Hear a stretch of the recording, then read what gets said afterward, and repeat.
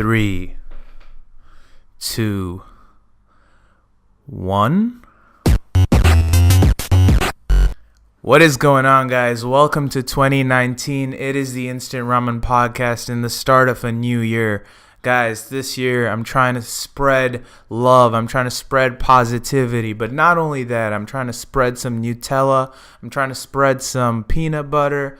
And most of all, fans, I'm trying to spread your fucking legs. You know what I'm saying? Gang, gang. So with that being said, let's get started, guys. A lot has happened since 2018. It's a new year. And I just want to say, hashtag new year, new me. I don't get that hashtag exactly because, you know, that could be anything, man. You know what I mean? Like, what if it's the first piss that you take in the start of a new year? That could be new year, new pee. You know what I mean? Friggin', you could get a new flat screen and you in the beginning of your year and you change the channel. New year, new TV. You know what I mean? You could have a dick transplant. New year, new D. And so, you know, it's just a year when I'm trying to really better myself in all kinds of ways, guys. I've been staying more consistent with my workouts just to keep me busy from the mindless chatter in my head. That usually comes about at about 5 p.m. in the evening. Up until then, I'm great. You know what I mean? The sun's out, guns out, and I freaking feel great. Buns out too, because I got a good ass.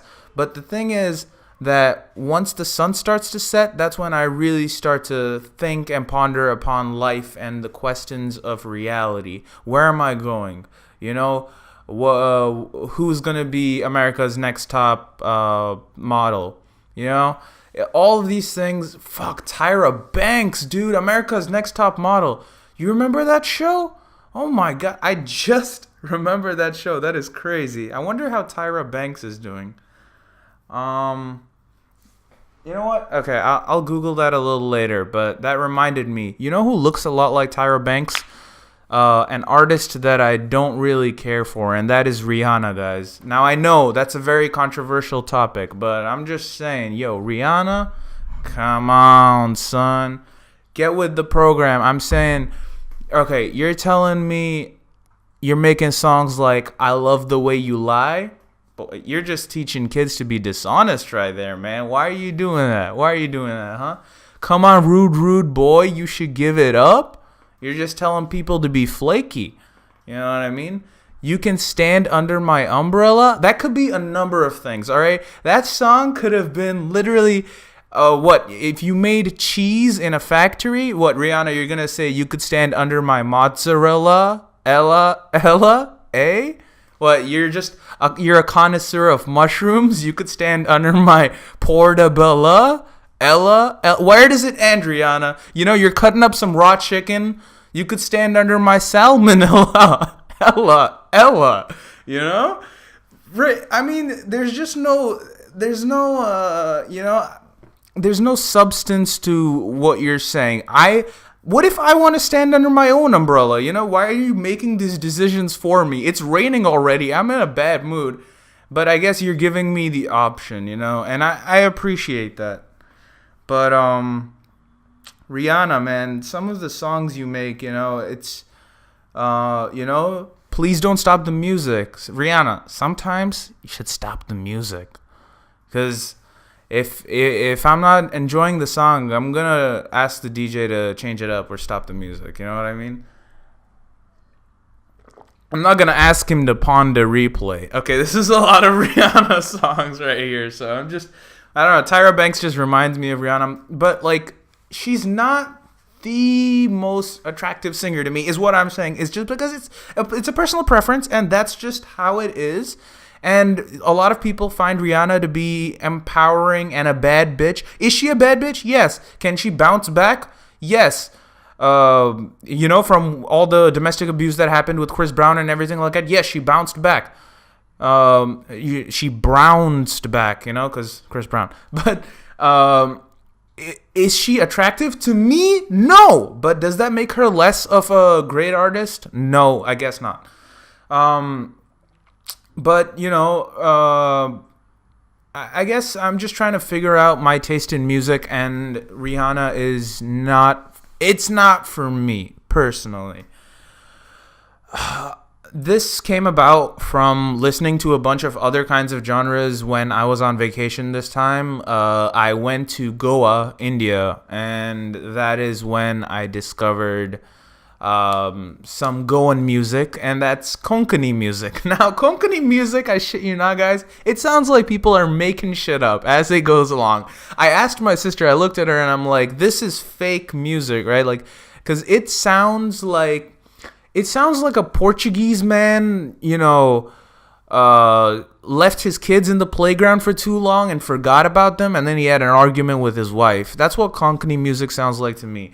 And there's this DJ that was playing this Konkani music in this bar in Goa, and it was just hilarious, man, because he would finish his set and he would sing remixes of these songs, and they would just be, oh my god, like I think he thought he sounded good, and every time he would end the song, he would be like, he'd look around and he would just be so frustrated that no one really enjoyed what he was dishing out, and then he would just go on to the next song.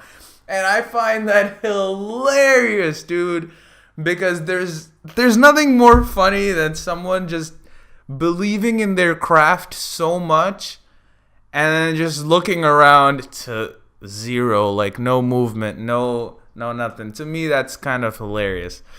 But other things that I did in Goa, I tried to bang. So this is the story of how I put in groundwork for an hour. And so basically, I'm on the beach. I'm getting breakfast. I had some poached eggs. I had a little bit of potatoes. I was good. I was in the zone. And so the thing is, it was my sister's reception that day, and she was having, family members were over and everything like that, and I just wanted some breakfast. So I went onto the beach. The beach was very close to this place I was staying at. And so I'm eating my food, and as I'm eating, I look across from me, and I see this beautiful blonde-haired woman just sitting on this table alone, eating her breakfast. And so I think to myself, you should go talk to her. Now, usually I try to think of something that I want to talk about when I go up to them, just so that it's not like a creepy, hey, or how you doing, or, the classic, can I get your number or your digits? So I noticed that she has a yoga bag with her, and I'm like, I can play off that, that makes it a little more flexible, Nah, I'm staying back at my place, you know what I mean? So I walk up to her and I go, oh, hey, that's a really cool yoga bag. Where'd you get it from?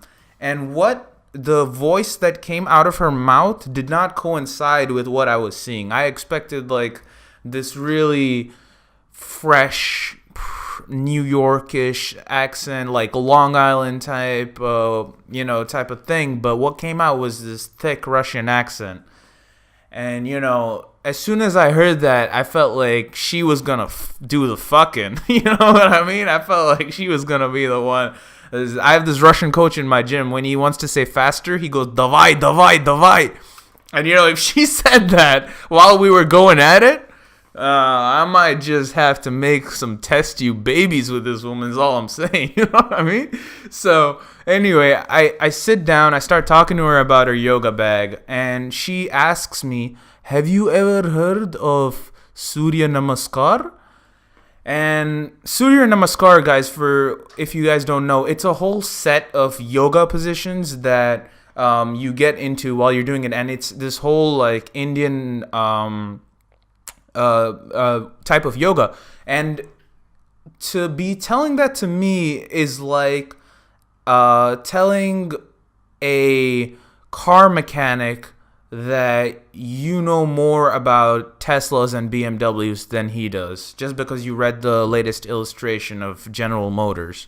You're looking like a fool, but also, hey, I'm just trying to, I'm thinking a little bit with my nether regions right now. So I was just like, oh yeah, I have heard of Surya Namaskar. Please go on and enlighten me about all of the details of this this great activity that you engage in. So she starts telling me about how yoga is very tantric and how she practices breathing from her diaphragm. And I'm like, thank you, ma'am. You know what I mean? So I keep talking to her, and one thing leads to another, and she's done with her breakfast. Now, to give you a little bit more detail, she's eating muesli, which is a type of, I guess, like bran or like whatever, normal cereal, but she's put yogurt in it. And, you know, a normal guy, he sees that, he's like, fuck that shit, this bitch is crazy, I'm out of there. Not me. I'm resilient, you know what I mean?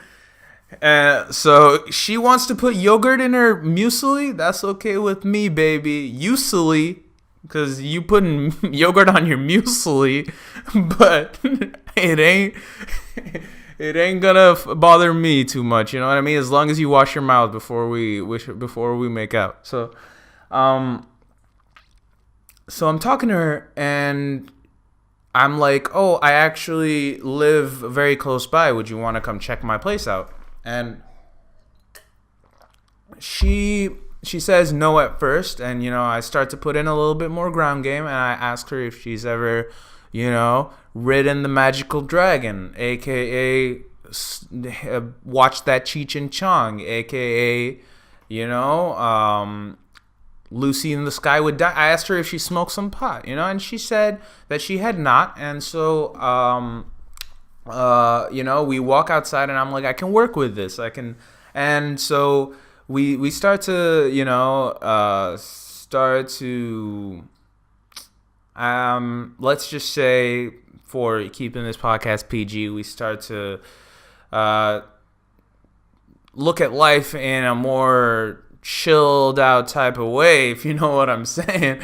And I start to, you know, make her feel comfortable. I'm like, I can do some yoga positions too. So I'm showing her all of what I got. I'm doing the downward dog, just hoping that later on she's doing that. And I'm doing like all the kinds of yoga. I'm whipping it all out, babies. I'm doing the Superman. I'm doing the freaking upside down pretzel. I didn't know my body could contort in that sort of a way. You know what I mean? At that point, I look like a bedroom acrobat, and that's fine, because when you're trying your hardest to get with some chick, anything's on the table. You know what I mean? She asked me to do a freaking headstand while smoking out an Indian pipe. I would do it. So she starts laughing. I'm having a good time with her. I'm having a silly goose time. And I decide to give her a little back massage, you know, rub her down. She's digging it. And I'm like, yo, let's go back to mine to finish this off. And, like, I'll give you a really good massage with that happy ending. You know what I mean? Kamastaka, gusto masaging.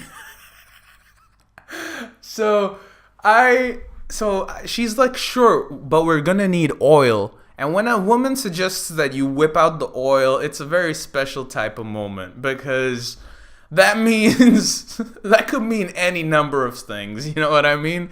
If she suggests you whip out the oil, it could mean that she's trying to grill a burger.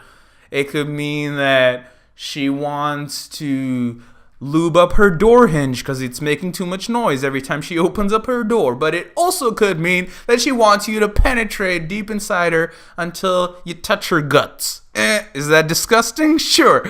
Is that very immature of me? Sure. But she asked for oil, guys, and now I'm thinking coconut, almond, macadamia? What kind? You know what I mean? There's all sorts, but I'm in India and oil is of an abundance. And so I'm like, let's go. So we start walking towards mine. We're heading back, and this is where I make a crucial mistake, guys. This is where I made a folly in my brain, which caused me to irreversibly damage the situation. I walk past the villa, which was like a gated villa that I was living at, where my sister's reception was taking place. Am I a bad brother for not being there? Sure. Should she have understood my situation because I was in Goa and what happens in Goa stays in Goa? Yes, a little bit. But anyway, I'm walking past and I see all of my Indian uncles, my dad, and my mom standing over there with champagne glasses talking to each other. And they all turn at the same time and look at me, walking down with this random woman on the street. And now I calculate, like, the algorithms and the mathematical equations start coming up. That's my fire alarm. And that's okay because this podcast is too hot for 2019. You know what I mean? That's what set it up. Babies, that's what's happening in this new studio. By the way, I don't know if you guys realized, but we're in a new studio. We don't have any more floral decorations behind us because the fire burned it all down. And that's why we have this fire alarm going off. Because I'm just too hot. I'm just too hot for you guys. You know what I mean?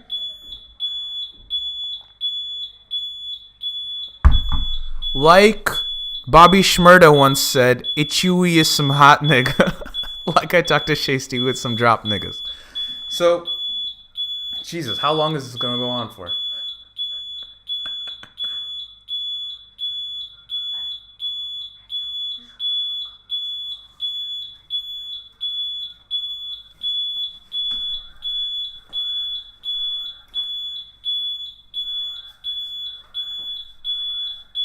Yeah, you could really bust out some moves to this. You could rap to this as well. Fucked your bitch, then I made some money and a hitch. Yeah, you know, wake up fresh at night and always put up a fight. This is 2019. Already know what the fuck I mean. Oh, took out my appendicitis, not my spleen. Yeah, I did take out my appendicitis and that shit was hard because I had to stay in the hospital for 12 days. Jesus Christ. I can't do this. I can't do it anymore. It's like the ringing in my head. Well, this is just how the entire podcast is going to go from now on. So expect this in the background.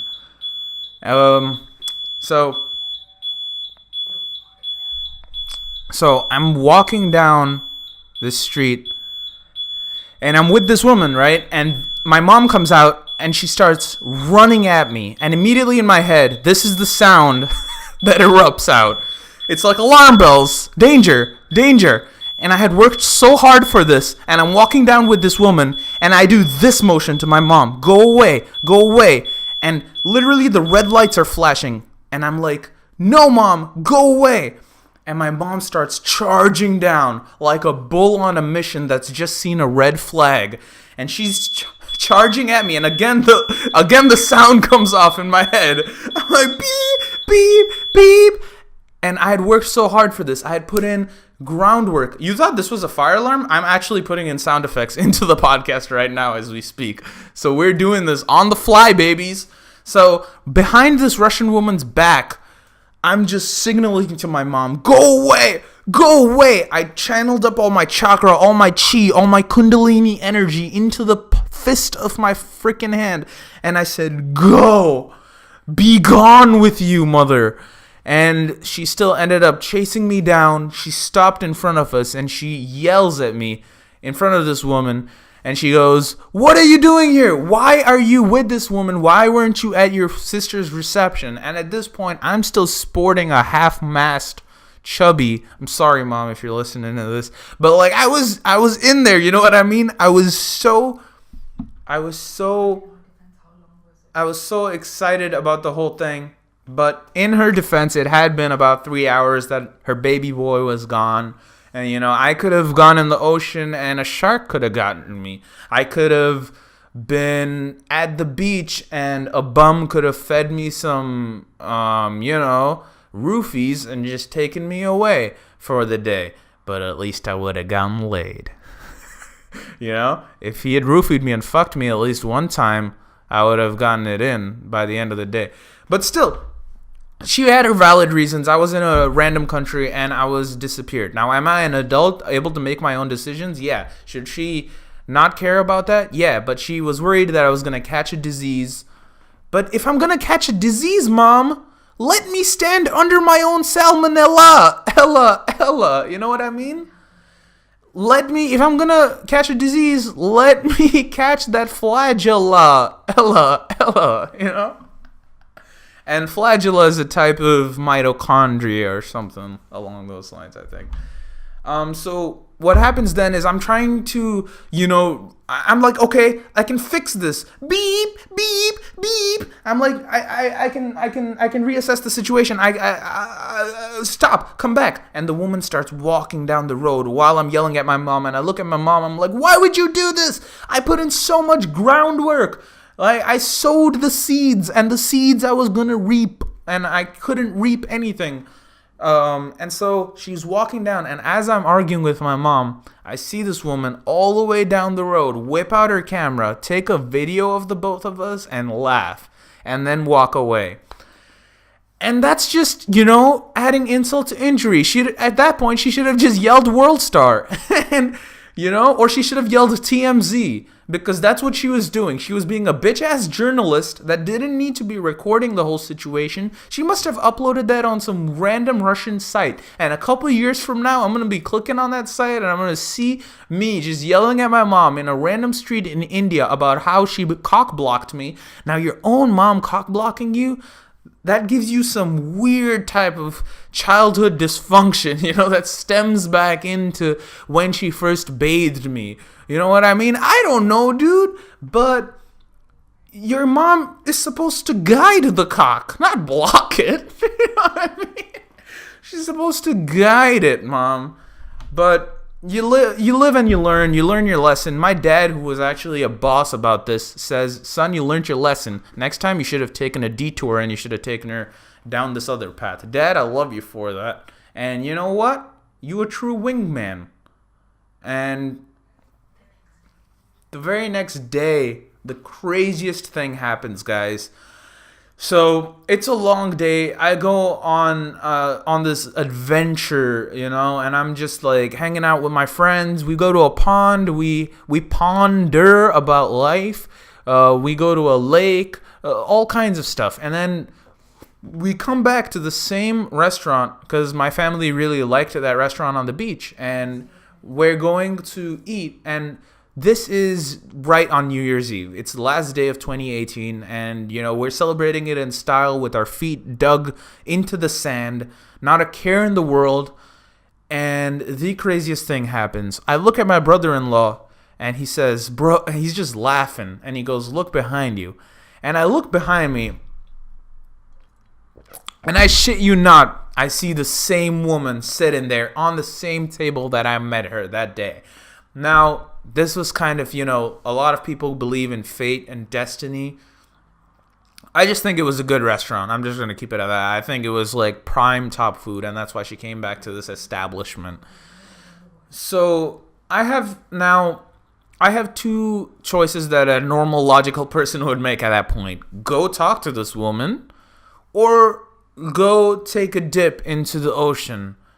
And what do you think I did, just being the person that I am? I jumped straight into that ocean, baby. I pretended like I was Ariel and I was a mermaid and I was just flopping about with my bikini bottom just showing, you know what I mean? And she's just sitting there taking selfies, and I can see she's visibly upset. But is that going to stop me? No, I just rode the wave, literally and figuratively. And I just kept swimming about in that ocean like I was a little dolphin. Speaking of which, I saw dolphins. They were very close by to me. What a way to end the new year, am I right?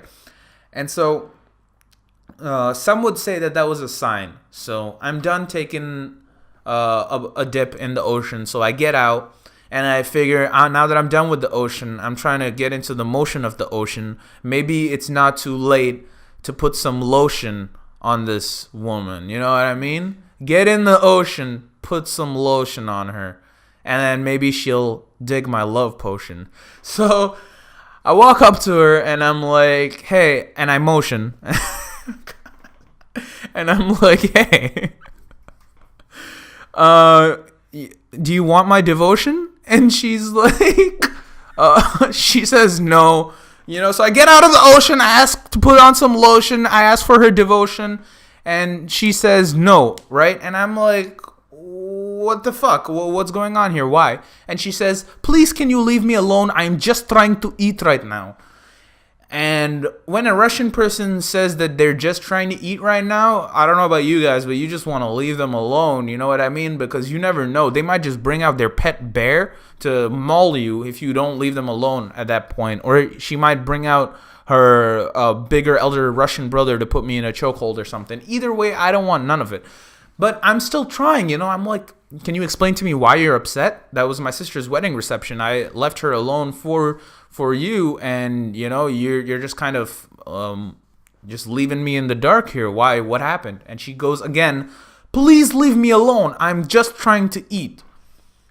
And so I figure, you know what? That makes sense. This woman is trying to have her meal. She's just trying to get some nutrition in. And so I shouldn't. Who am I to block this girl's way? So I decided at that moment, guys, that I'm not going to let anything come between me and a great new year.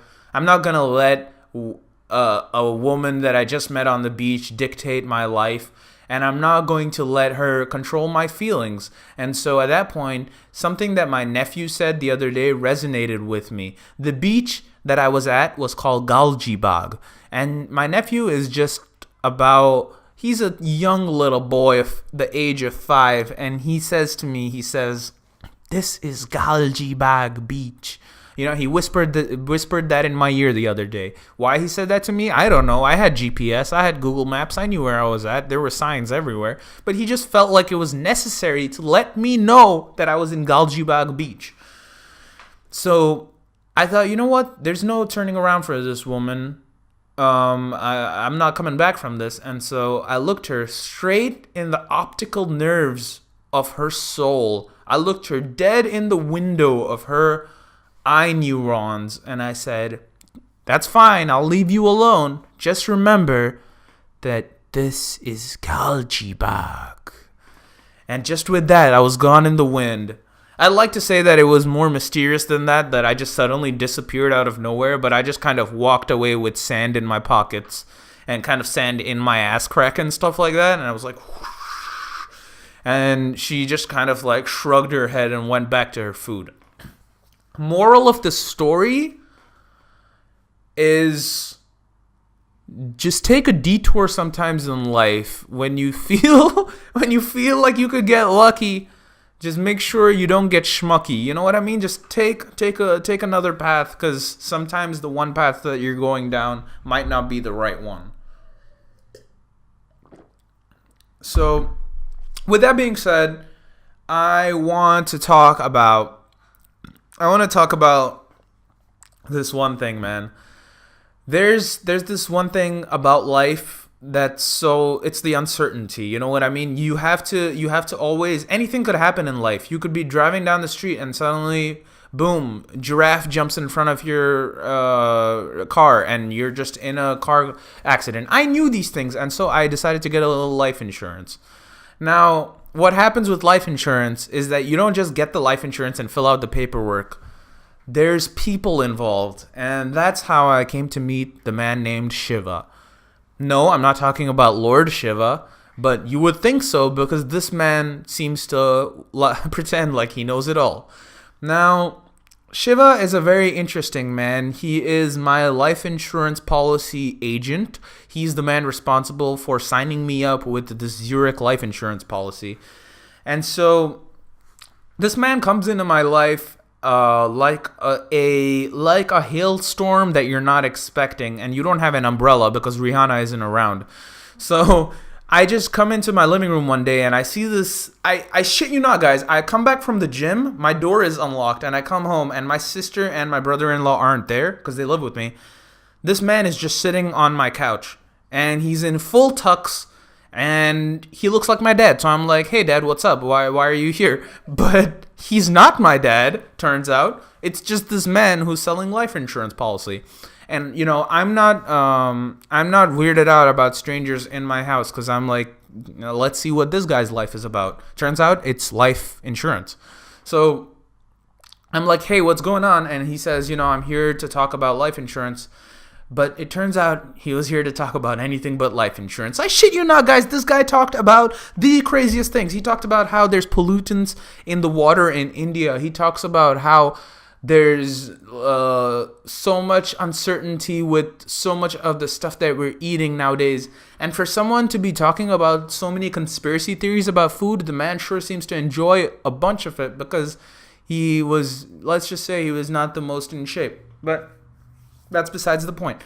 So my sister comes back and he starts talking to us about why we should pick his life insurance policy. But you would think that the sales pitch should have ended in 20 minutes to half an hour. Nope. The man makes us sit there for 3 hours, making us listen to his long diatribes. And this is pretty much what he sounded like. He had a thick Malayali accent. And so this is what he sounded like. He would say, see, the reason for the plan that you should be taking is because life is uncertain. See, any day, tomorrow, what could happen? Who knows? You could, maybe you are in airplane and airplane crash. And because of that, we have cover for that. It's a flexible plan. And up until this point, I thought he was saying flan. Like, flan is like this custard kind of dish that you could have. And I'm like, yeah, flan is pretty flexible because it moves around. It's like Jell-O. But he's saying flexible plan. And so his voice, it sounds like my dad. It basically, like, every time I would hear him talk, it sounded like my dad. And my dad always had this one phrase he would say, just be cool, man. And that kind of is something that I took with me throughout my entire life. Just chill out, just be cool. And my dad would always say, man, just be cool, right? So I always loved that about my dad. Say what you want about him. The man knew how to chill. And this guy, Shiva, was like him 2.0. He was chilling, but he was like a villain. You know what I mean? So he would talk about, like, he had this weird gold ring on his finger, and he was like, it helps to keep away the evil eye. When people are looking at you and wishing that they had what you had, it kind of bends the universe against you, and this helps to block that. This guy was basically Thanos from Infinity War. I shit you not, guys. He was trying to get all the rings so that he could destroy the universe. And, like, it was one ring with 4 different stones in it. Hey, stick to one stone. And so he just had a lot of swagger about him, is what I want to say. Shiva, if you're watching this, please don't cancel my plan. Please keep my life insurance policy going, because I'll be honest with you guys, even though he talked a lot of smack, whatever, I loved hanging out with him because, dude, the guy's mind would go places, man. He would start talking about one thing, he would get off to another tangent. It was hilarious. He would talk about how Indians don't give a shit and they shit on the streets, but somehow he would transition that into this really nice restaurant in Dubai where you can get freaking momos or some shit. You know what I mean? Like, the man talked about everything under the sun. And so, since him and my dad like to talk about a bunch of things similarly, my dad is also a man of class and a lot of talent, and so he would bring about the most random topics as well. One, for instance, is when we were at a family restaurant. I'm with my mom, I'm with my sisters, and with my dad. And my dad thinks to himself, this is a good time to bring this up. And so he looks at us and he goes, do you know how to say, do you want a banana in Filipino? And I look at my dad and I'm thinking, when is this life skill ever going to apply to me? When am I going to ask a woman if she's deficient in some potassium? And so he says, it's gusto masaging. And if there was ever a more perverted phrase to say to an Asian woman, I would like to know of it, because this is basically just asking a woman if she'd like a little Chiquita in her fucking life. You know what I mean? As soon as you meet her, you're just asking this woman, would you like some fucking carbs in your belly? And so I took that, and whenever I meet a random Filipino person, I ask them if they'd like a banana. Now, how they interpret it is their choice, but I just offer them the choice. And so that's kind of like, that was a really funny thing that happened, man. Like, I need more people in my life like my dad and like my life insurance policy guy Shiva, because they just kind of brighten up my day and talk about random facts. It's a flexible plan, and it's a plan for everyone, because you are covered for the treatment of cancer, you're covered for air cover, you're covered in everything. You're covered by, the only thing you're not covered by is an umbrella. And thank you, Rihanna, you got me covered in that aspect. You know what I mean? So, with that being said, I would like to get on to this one segment that's called What Really Boils My Ramen Noodle. And this is a segment when I talk about what pisses me off, something that really stirs up my pot when I'm cooking my ramen noodles, something in society that I just don't agree with, and that is women that need to breastfeed their kids but think that I give a shit about that. Now, hear me out. I'm on an airplane. I'm sitting there, and there's this kid just crying for his mom's milk, just for a little bit of that rudder, that little rudder juice, you know what I mean? He just wants a little bit of that nip action. He wants a nip slip, and he wants some drip right out of that. So he's saying, Mama, doo-doo. Now in Hindi, doo-doo translates to moo-moo, like that cow juice, you know what I mean? He wants some milk. And he wants some milk. And so the mom turns to the side, and I'm just being annoyed because this baby's just fucking yelling the entire time throughout this flight. And so she looks at me, and then she looks back at her husband. She whispers some shit, and then she goes back. I'm like, okay, whatever. I'm undisturbed. And then again, the baby starts yelling, and the mom straight up smacks this kid, right? She gives him the backhand too. And I'm like, God damn, this woman's a fucking savage. Not only will she not feed her child, but she'll feed him a fucking just a hand sandwich, you know what I mean? So I'm thinking to myself, okay, the baby's hungry, why isn't she feeding him? And then she turns and she goes, well, there's a guy right next to me. How am I going to feed the kid? And man, I got fucking podcasts on my phone. I got games. The last thing I want to see are your saggy tits, lady. So just go ahead and give your kid the nutrition he needs to survive. You know what I mean? So she just keeps glancing back in my direction. And I'm just annoyed because this kid's yelling the entire time. So what I do is I turn to the other side and I look out the window and I just pretend that I'm in some other place in the world. I pretend that I'm with Shiva and he's talking about life insurance plans because that's when I'm the happiest. And she finally, after like an hour and a half of being on this flight, she succumbs and she lets the kid suckle on them teddies. And he finally goes to sleep. And that's all you needed. You know what I mean? Just give him a little bit of that. So that really boils my ramen noodle, guys. If you need to breastfeed in public, do it. It's 2019. No one gives a shit. Just don't pretend like I'm some kind of pervert. But just because I'm seated next to you, I can only look in certain directions. You know what I mean? If you want me to be like the British boy band, I will look in one direction.